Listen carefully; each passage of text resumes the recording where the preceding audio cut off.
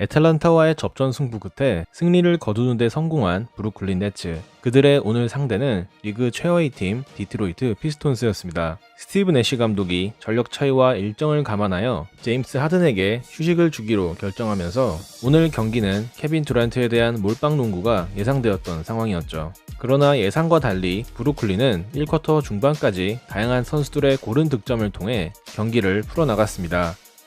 케빈 듀란트는 자신에게 오는 견제를 역이용하며 좋은 패스를 선보였고, 샌안토니오 듀오 패트 밀스와 라마커스 알드리지는 1쿼터에만 17득점을 합작하며 듀란트의 어깨를 가볍게 해줬습니다.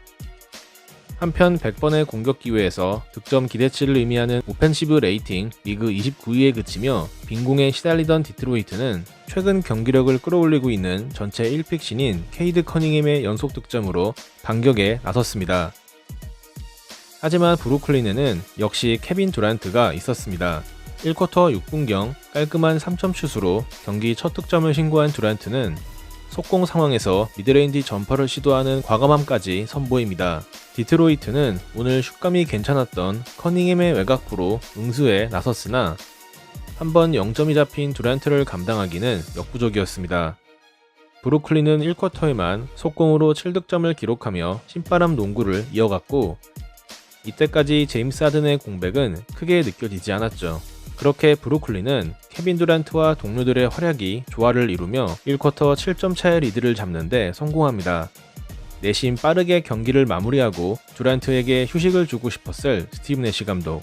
그러나 브루클린의 비극은 2쿼터부터 시작되었습니다. 듀란트가 휴식을 취하던 2쿼터, 브루클린의 괜찮았던 화력은 급격히 떨어졌고, 듀란트가 빠진 상황에서 공격을 스스로 풀어줄 선수는 보이지 않았습니다. 반면 디트로이트는 상대의 공격이 정체되는 틈을 놓치지 않았고, 에너지 레벨을 바탕으로 한 속공 득점으로 추격전을 개시했죠. 1쿼터 오펜시브 레이팅 110점을 기록했던 브루클린은 듀란트가 빠져있던 2쿼터 6분간 58.3점을 기록하는 절망적인 공격력을 노출했고, 설상가상 최근 팀의 장점으로 인정받던 수비력까지 무너졌습니다. 라마커스 알드리지의 드랍백 디펜스는 별 효과를 거두지 못했고, 리그를 대표하는 빈공팀이던 디트로이트는 무려 12대0 런을 만들어냅니다. 어느새 디트로이트가 4점 차의 리드를 가져오자 스티브 내시 감독의 선택은 하나였습니다. 2쿼터 6분경 케빈 듀란트가 다시 코트에 투입되었고, 그의 성능 하나는 역시 확실했습니다. 투입 직후 풀업 점퍼를 성공시킨 듀란트는 3점슛까지 터뜨리며 그리 어렵지 않게 팀의 역전을 만들어냅니다. 듀란트가 있고 없고의 차이가 너무 심한 거 아닌가요? 이후 경기는 한번 잡았던 흐름을 놓지 않으려는 디트로이트와 리드를 이어가려는 브루클린의 공방전으로 전개되었고, 그 와중에 케빈 듀란트는 전반전에만 22점을 몰아치는 괴력을 과시하며 2쿼터 종료 시점 팀의 3점차 리드를 이끌었습니다. 다만 브루클린 입장에서는 전력 차이를 감안하면 만족스럽지 못한 결과였죠. 그리고 3쿼터 케빈 듀란트의 득점쇼는 계속해서 펼쳐졌습니다. 듀란트는 아이지아 스튜어트의 수비를 무력화시키는 멋진 리버스 레이업에 이어 자신의 주특기인 턴어라운드 페이드 어웨이 점퍼, 여기에 드라이빙 레이업까지 성공시키며 연속 6득점을 몰아칩니다.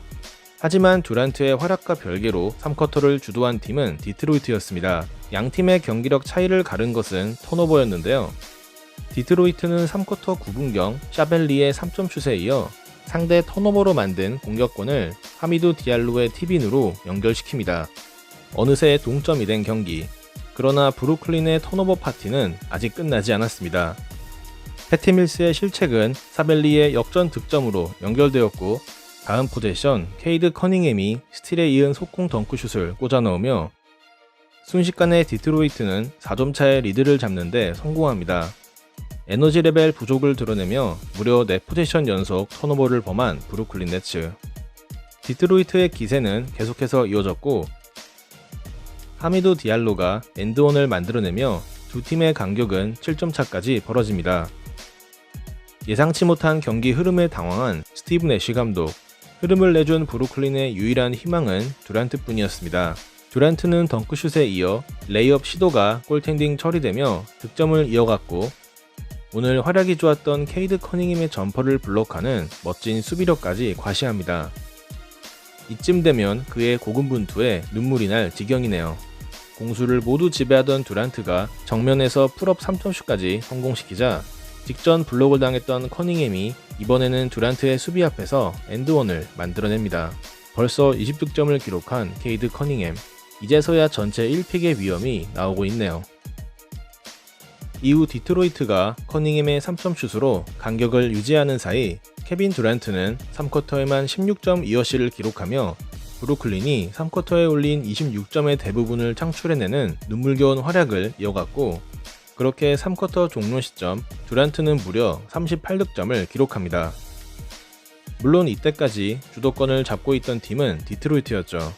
한편 스티브 내시 감독은 듀란트에게 4쿼터 휴식을 주지 않았고, 듀란트는 4쿼터가 시작되자마자 멋진 블록슛에 이어 상대 수비수 앞에서 동점 3점슛까지 성공시키며 스티브 내시 감독의 해조 전술에 100% 부응했습니다.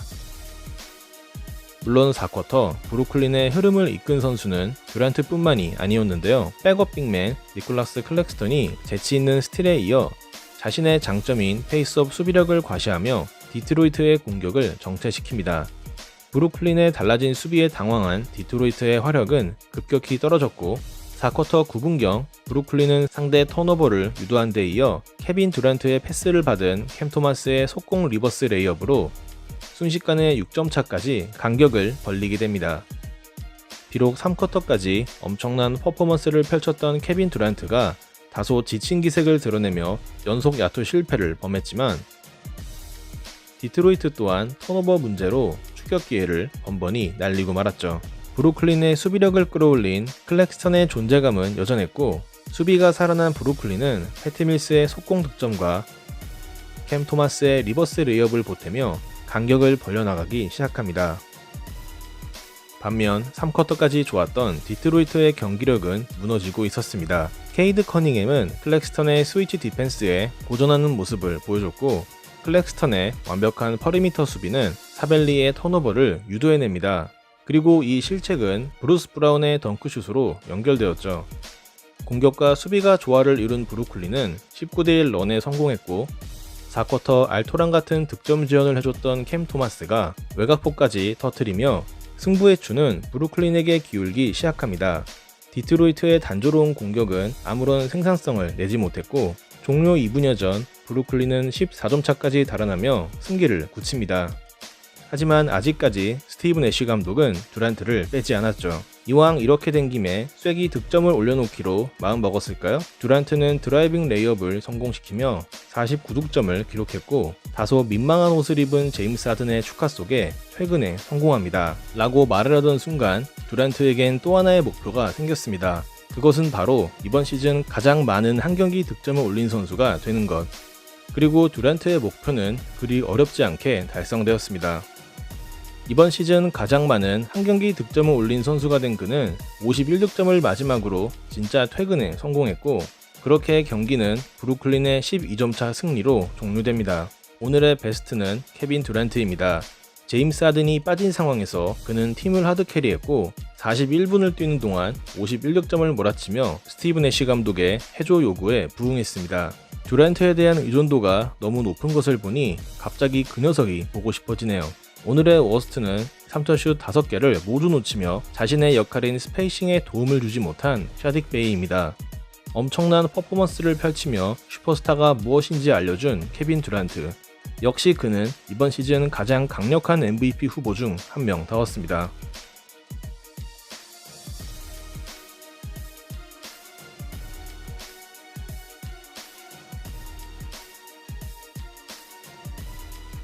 시청해주셔서 감사합니다.